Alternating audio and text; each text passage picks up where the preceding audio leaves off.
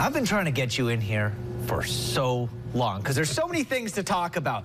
But before we get into your son, we'll talk about that later in the show. I want to talk about what you did at Belhaven this year. Okay. They had a great football season, but your softball team went to the national championship game.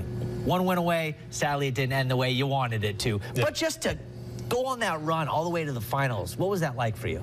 Well, it was cool because you build your program to try to get to this point. We've had some really good years, you know, during my time at Belhaven, but to get to the national championship with the team that we thought had the chance to get there and actually have a chance to play for the whole thing, that was pretty special.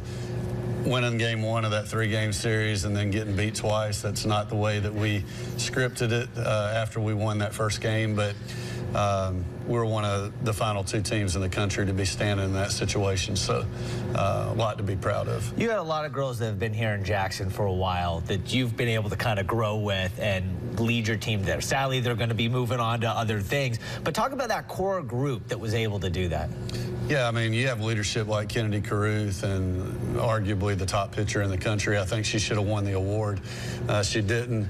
The girl from Linfield that we beat twice in the World Series ended up winning that award, and Kennedy beat her twice. So in our minds, she's the best pitcher in the country. Allie Gordon, the third baseman, she could have gone a lot of Division I schools out of high school. She actually played at Belhaven for 6 years. Wow. And to have that kind of leadership in your program, that is paramount to success.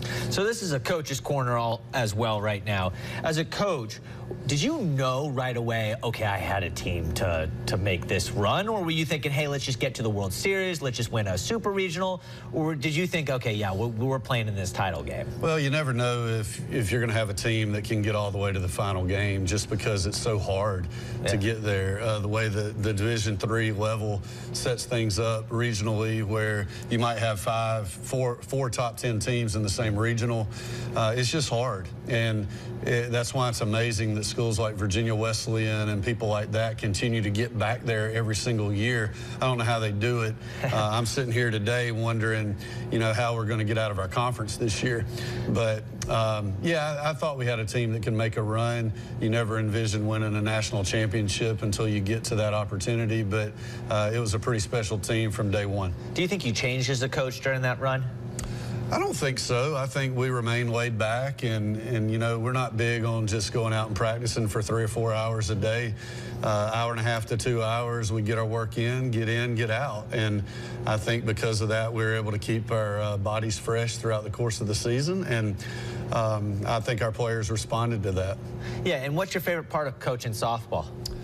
Knowing that the girls that you have that are playing for you, you'll run through a brick wall. I think it's just different coaching girls than it is coaching guys. If they know you care about them as people, both on and off the field, then they'll do anything you ask them to do. We have 3 things at Belhaven that I feel like our players really love. The free time that we give them. We never practice on the weekends. We give them a day off in the middle of the week. The small class sizes that we give them at Belhaven, usually 10 or 12 to a class, and then the family atmosphere. Our teams are always really close-knit. So when you put all 3 of those things together, I feel like it's a formula for success. You know, most coaches come on here and they talk about all the things that they do, but yet you're saying, hey, we pull back a little bit. Yeah, we do. And how did you get that philosophy? And yet it's working, because your success gets better every single year. So there's obviously a different way to do it, and you're doing it that different way. I've always said I'd love to have the opportunity to do it our way at the Power 5 level, because, you know, it's such a job and a business there.